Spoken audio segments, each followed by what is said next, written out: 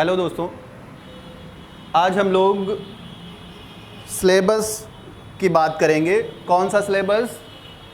Chemistry का syllabus जो NEET exam में ज़रूरी है। नीट एग्ज़ाम के लिए ये सारा सिलेबस बोर्ड पे लिखा हुआ है। आज हम लोग इसको डिस्कस करेंगे कि कौन से ऐसे टॉपिक हैं जिनको पढ़ने से हमारा सिलेक्शन होगा, कौन से टॉपिक हमें बहुत अच्छे से तैयार होने चाहिए और कौन से ऐसे टॉपिक हैं जिनको अगर हम थोड़ा सा ही देख लें, बहुत ज़्यादा उनके डीप में जाने की ज़रूरत नहीं है।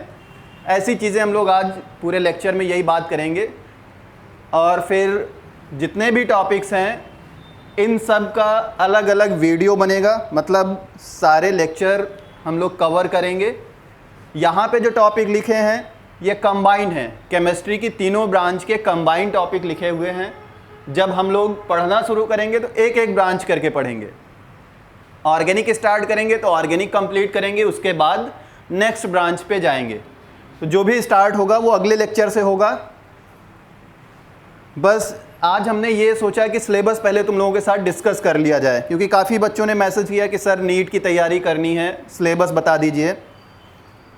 तो आज थोड़ा सा देख लो, क्योंकि हाई स्कूल आप लोग प्रमोट हो ही गए हैं, या जिन लोगों को 11th 12th है वो तैयारी करना चाहते हैं। ऐसा कोई बाउंडेशन नहीं है कि हाई स्कूल वाले ही करेंगे, 9th से लोग तैयारी करते हैं। फ़िलहाल पूरी तरीके से तैयारी में लग जाइए, बिल्कुल भी टाइम नहीं है, क्योंकि अगर लापरवाही करेंगे तो कंपटीशन में आप बहुत पीछे छूट जाएंगे और बाद में फिर पछताना पड़ेगा। तो बाद में पछताने से अच्छा है क्यों ना अभी मेहनत कर ली जाए। तो आज से हम लोग स्टार्ट करते हैं। ये सारे टॉपिक हैं एक एक करके। इनमें देखो कुछ ऐसे टॉपिक हैं जो बहुत ज़्यादा इम्पॉर्टेंट हैं, मतलब बहुत ज़्यादा इम्पॉर्टेंट का मतलब कि उनसे क्वेश्चन बहुत सारे आते हैं, मतलब एग्ज़ाम को देखते हुए वो टॉपिक ज़्यादा इम्पॉर्टेंट हैं। लेकिन कुछ ऐसे टॉपिक हैं जिनसे एग्ज़ाम में क्वेश्चन तो बहुत कम आते हैं, बहुत बेसिक क्वेश्चन आते हैं। एक क्वेश्चन कभी आ गया, कभी वो भी नहीं आया, लेकिन वो टॉपिक पढ़ना बहुत ज़रूरी है, क्योंकि वो ऐसे टॉपिक हैं कि उनके बगैर हम लोग आगे मूव नहीं कर सकते। वो हमारा बेस है, तो वो पढ़ना ज़रूरी है। तो ये सारी चीज़ें हमें पता होना चाहिए कि कौन सा टॉपिक ऐसा है जिससे हमारा बेस मजबूत होगा, कौन सा टॉपिक ऐसा है जिससे हमें क्वेश्चन मिलेंगे। क्योंकि ये सारी चीज़ें जब तक क्लियर नहीं होंगी तब तक सिलेक्शन लेना बड़ा मुश्किल काम है। तो हमें सिलेक्शन लेना है, इसलिए अभी से एकदम मतलब ऐसी तैयारी करनी है कि मान के चलना है हमें डॉक्टर बनना है, मतलब सिलेक्शन लेना है, इसी बेसिस पे काम करना है। केमिस्ट्री की जिम्मेदारी मेरी है। केमिस्ट्री अगर आप शुरुआत से आखिरी तक लगे रहे तो अच्छा रिस्पांस आएगा, बस लगे रहिए, ठीक है। अब जैसे हम लोग बात करते हैं मोल कॉन्सेप्ट की, यहाँ से स्टार्ट करते हैं। मोल कॉन्सेप्ट टॉपिक ऐसा है जो मतलब एक टाइप से क्वेश्चन, इससे एक या दो, मैक्सिमम 2 क्वेश्चन और या फिर 1 क्वेश्चन, इससे ज़्यादा कुछ नहीं आता है। लेकिन ये ऐसा टॉपिक है, अगर ये नहीं पता होगा तो आगे चल के हम लोगों को कहीं भी नॉर्मेलिटी यूज़ करनी है, मोलैरिटी यूज़ करनी है, मोलैलिटी यूज़ करनी है, नंबर ऑफ़ मॉलिक्यूल्स, ये सारी चीज़ें, मतलब मोल का रिलेशन कैसे मॉलिक्यूल्स के साथ होता है, नॉर्मेलिटी, मोलैरिटी, ये सारी क्या होती हैं चीज़ें, ये सब नहीं पता चलेंगी। तो हम ये बोलते हैं कि ये बेस है। मोल कॉन्सेप्ट ज़रूर आना चाहिए किसी भी कंपटीशन में जाने के लिए। ज़रूरी नहीं कि नीट ही है, इंजीनियरिंग के लिए जो भी एग्ज़ाम होते हैं, या फिर हायर लेवल पे अभी पीजीटी का एग्ज़ाम होना है, पीजीटी का, टीजीटी का, जितने भी और हायर एजुकेशन के भी बहुत सारे एग्ज़ाम हैं, सब में बहुत ज़रूरी है मोल कॉन्सेप्ट, बिल्कुल आना चाहिए। उसके बाद एटॉमिक स्ट्रक्चर, ये तो केमिस्ट्री की जान है, मतलब जब तक एटम नहीं होगा तब तक केमिस्ट्री का कोई रोल ही नहीं है। जब एटम है तभी केमिस्ट्री है, और उसी एटम के स्ट्रक्चर के बारे में ही हमें ना पता हो।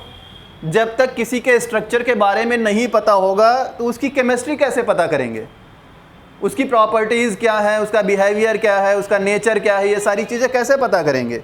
यही सब तो केमिस्ट्री है। ये केमिस्ट्री की जान है, इसका आना जरूरी है। एटॉमिक स्ट्रक्चर ये बेस है, ये भी बेस है। और जब हम लोग एटम के स्ट्रक्चर की बात कर लेते हैं तो उनकी फैमिली, मतलब वो एक साथ कहाँ रहते हैं, उनके अंदर कैसी प्रॉपर्टीज़ हैं, कैसे उनको कहाँ पे रखा गया, मतलब पीरियोडिक टेबल, ये भी पता होना चाहिए। ये ऐसे टॉपिक हैं जिनसे क्वेश्चन बहुत कम आते हैं, 1-2 क्वेश्चन, लेकिन ये बेस है। अगर यही नहीं आता तो केमिस्ट्री पढ़ना बेकार है। केमिस्ट्री पढ़ने का कोई मतलब नहीं। आपको पूरी केमिस्ट्री आती हो और जब बेस ही नहीं पता है तो इसका मतलब आपने किसी तरीके से रट लिया है, केमिस्ट्री समझी नहीं है। ये चीज़ें आना जरूरी है, ये बेसिक है, इन पे बहुत काम करना है। ये अगर आ गए तो ये जो टॉपिक हैं ये बहुत आसानी से आ जाएंगे। इसके बाद देखो 4th टॉपिक है केमिकल बॉन्डिंग। जैसे हमने बोला एटॉमिक स्ट्रक्चर जो टॉपिक है वो एक टाइप से केमिस्ट्री की जान है। अगर एटॉमिक स्ट्रक्चर नहीं आता तो केमिस्ट्री ख़त्म। लेकिन केमिकल बॉन्डिंग केमिस्ट्री का हार्ट होता है। केमिकल बॉन्डिंग जब तक नहीं पता होगी तब तक हम लोग मॉलिक्यूल के बारे में कुछ नहीं पढ़ सकते। एटम के बारे में पढ़ सकते हो एटॉमिक स्ट्रक्चर और पीरियोडिक प्रॉपर्टीज़ के बेसिस पे एटम की प्रॉपर्टीज़ पता कर सकते हो, लेकिन जब तक केमिकल बॉन्डिंग नहीं आती हमें मॉलिक्यूल्स के बारे में कुछ नहीं पता होगा। क्योंकि मॉलिक्यूल का मतलब क्या हुआ, 2 या 2 से ज़्यादा एटम जब कंबाइन हो, उनके बीच में बॉन्डिंग हो, वो कॉम्बिनेशन कैसे हुआ, क्यों हुआ, यही सब तो पढ़ना है केमिकल बॉन्डिंग में। मोस्ट इम्पॉर्टेंट टॉपिक है और इससे क्वेश्चन भी 3-4 पूछे जाते हैं, कम से कम 3, कभी 4, कभी 5। तो बढ़िया टॉपिक है, बहुत इंटरेस्टिंग टॉपिक है और क्वेश्चन बहुत आते हैं, मतलब नंबर देने वाला टॉपिक है। इतना पढ़ने के बाद फिर एस ब्लॉक, पी ब्लॉक, ये तो वही बात हो गई, पीरियोडिक प्रॉपर्टीज से रिलेटेड हैं। एस ब्लॉक में जो एलिमेंट हैं उनकी क्या प्रॉपर्टीज़ हैं, उनका क्या बिहेवियर है, नेचर कैसा है। पी ब्लॉक, डी और एफ ब्लॉक, इन सब की बात करनी है। सब में से 1-1, 2-2 क्वेश्चन आते हैं। पी ब्लॉक में अगर हम बात करें, बोरॉन और कार्बन फैमिली बहुत इंपॉर्टेंट है। इसी में से मोस्ट ऑफ द क्वेश्चन आते हैं और इधर उधर से बहुत कम आते हैं। बाकी चीज़ें भी पढ़नी है लेकिन इन पे बहुत कायदे से फोकस करना है। एस ब्लॉक में हाइड्रोजन पे बहुत अच्छे से फोकस करना है क्योंकि ये पूरे अपनी फैमिली से अलग रहने की कोशिश करता है। एक टाइप से समझ लो, हम लोग जब पढ़ते हैं बहुत से लोग बोलते हैं ये एक्सेप्शन है। एक्सेप्शन नहीं है, इसके अंदर कुछ खास बातें होती हैं, उनकी बात करनी है। उसके बाद कोऑर्डिनेशन केमिस्ट्री। जब हम लोग केमिकल बॉन्डिंग की बात करेंगे तो वहाँ पे बहुत से टाइप के बॉन्ड होंगे। जैसे नॉर्मल लाइफ में हम लोग अपनी रिलेशन देखते हैं, हम लोगों का रिलेशन कभी दोस्त का होता है, एक दूसरे के साथ दोस्ती का रिलेशन, पेरेंट्स के साथ माँ बाप का, हम लोगों के साथ बेटे माँ का रिलेशन, भाई बहन का रिलेशन, मतलब अलग अलग लोग होंगे तो अलग अलग रिलेशनशिप होगी। यहाँ भी जब केमिकल बॉन्डिंग की बात करेंगे तो एटम्स के अकॉर्डिंग बॉन्ड का नेचर चेंज होता रहेगा। मतलब आयनिक बॉन्ड है, कोवैलेंट है, कोऑर्डिनेट है, क्या है, ये सारी चीज़ें हम लोग वहीं पढ़ेंगे। अभी मतलब अकॉर्डिंग टू एटम, उनके नेचर के अकॉर्डिंग बॉन्डिंग का नेचर चेंज होगा। उसमें एक बॉन्ड आएगा कोऑर्डिनेट बॉन्ड। ऐसे मॉलिक्यूल जो कोऑर्डिनेट बॉन्ड का फॉर्मेशन करते हैं, क्यों करते हैं, कैसे बॉन्डिंग होती है, क्या थियरीज हैं उनकी, कैसा नेचर होता है, वो पूरी केमिस्ट्री हम लोग इस टॉपिक में बात करेंगे। इसमें से भी अभी हमने बोला केमिकल बॉन्डिंग से 3-4 क्वेश्चन आते हैं और इसमें से अलग से 3-4 क्वेश्चन आते हैं। मतलब बहुत इंपॉर्टेंट टॉपिक है एग्ज़ाम के पॉइंट ऑफ व्यू से, बहुत अच्छा टॉपिक है, बहुत बढ़िया भी है। उसके बाद IUPAC, ये ऑर्गेनिक केमिस्ट्री का है। कोऑर्डिनेशन इनऑर्गेनिक में भी IUPAC होती है, वो हम लोग यहाँ पे बात करेंगे कोऑर्डिनेशन में। ये IUPAC ऑर्गेनिक केमिस्ट्री की है। ऑर्गेनिक केमिस्ट्री में IUPAC का मतलब कि हमें उसकी नेमिंग सीखनी है। मॉलिक्यूल लिखा हुआ है, उसका नाम क्या होगा, यहाँ पे बात करेंगे। क्वेश्चन नहीं आते हैं, कभी एक आध क्वेश्चन आ गया, पहले आते थे क्वेश्चन, अब नहीं, थोड़ा सा लेवल बढ़ गया है।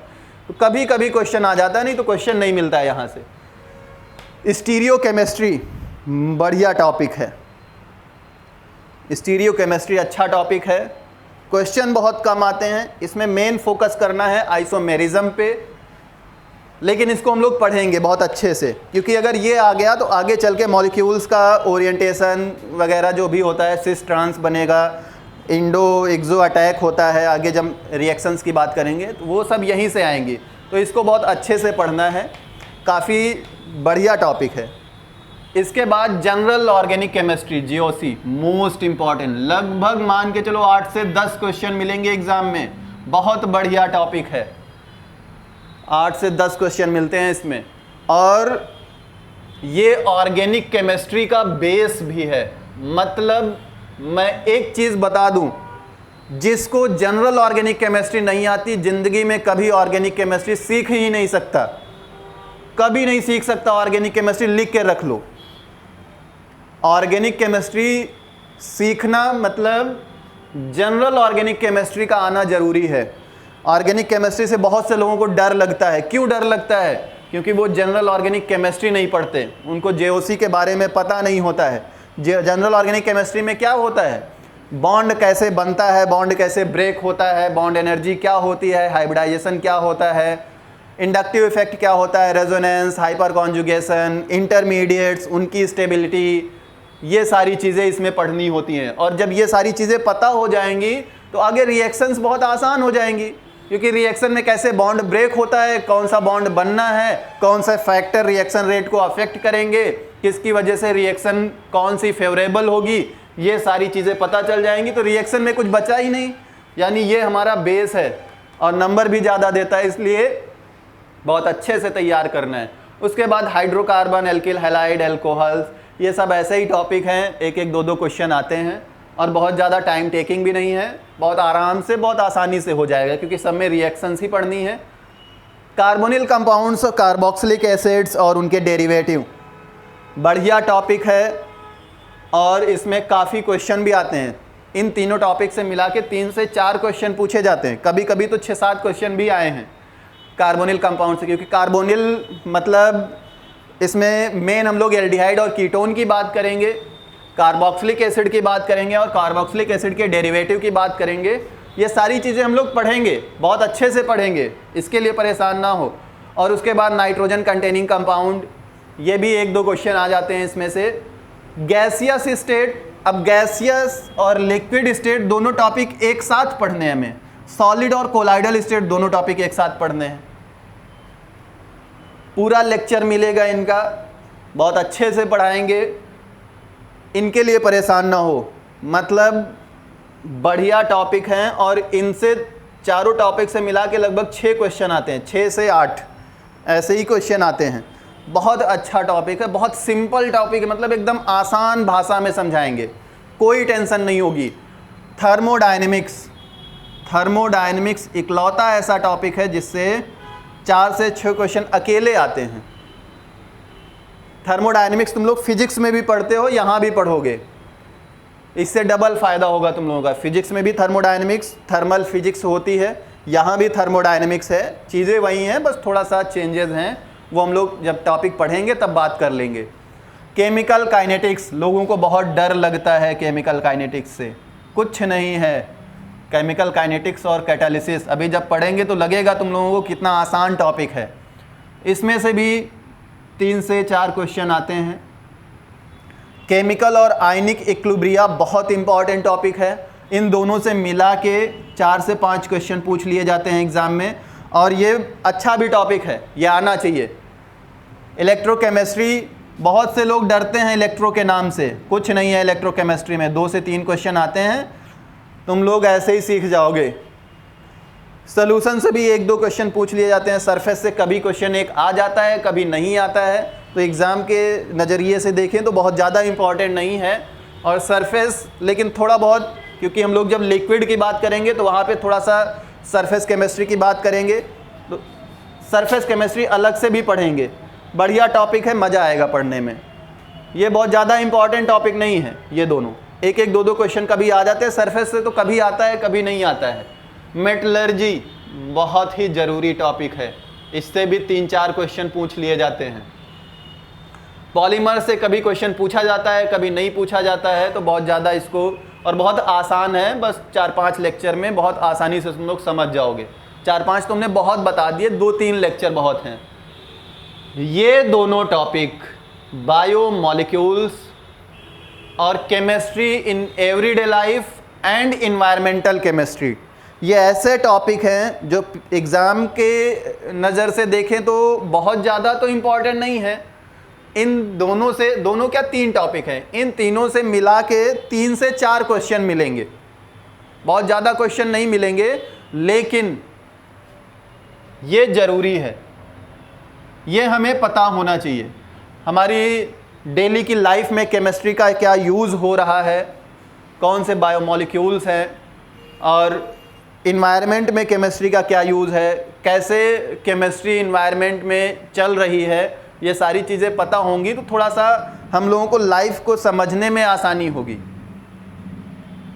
अब तुम लोग केमिस्ट्री के स्टूडेंट हो तो तुम्हें केमिस्ट्री का यूज़ हर जगह देखना होगा, तो ये दोनों टॉपिक हम लोगों को बहुत अच्छे से पढ़ने और टाइम देना है इनमें, क्योंकि ये एग्ज़ाम की नज़र से तो बहुत ज़्यादा इम्पॉर्टेंट नहीं है, लेकिन इम्पॉर्टेंट हैं अपने लिए, ताकि कहीं भी कुछ हो तो तुम वहाँ पे केमिस्ट्री समझा सको, लोगों को लॉजिक के साथ चीज़ें समझा सको, कैसे पोल्यूशन इन्वायरमेंट को अफेक्ट कर रहा है, कैसे क्या चीज़ें हैं, इनको केमिस्ट्री की लैंग्वेज में लोगों को समझाओगे तो समझ में आएगा।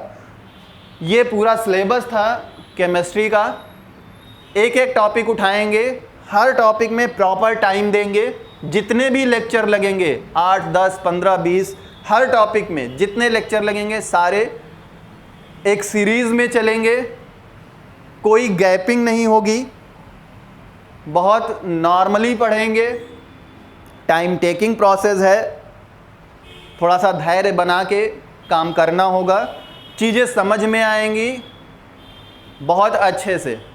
इसलिए हम लोग स्टार्ट करते हैं अगला लेक्चर। आज तो बस सिलेबस डिस्कस हो गया, सिलेबस की ही बात करनी थी हमें, बहुत ज़्यादा और कुछ नहीं। तो हम लोग अगले लेक्चर में मिलेंगे एक टॉपिक के साथ में। अब वो ऑर्गेनिक होगा इनऑर्गेनिक होगा वो उसी टाइम पे बात करेंगे, देखेंगे अकॉर्डिंग टू कंडीशन क्या स्टार्ट करना है। जो भी स्टार्ट करना होगा आके फिर जब शुरू कर दिया जाएगा तो हम लोग फिर बात करते रहेंगे, ठीक है। तो चलो आज इतना ही, थैंक यू।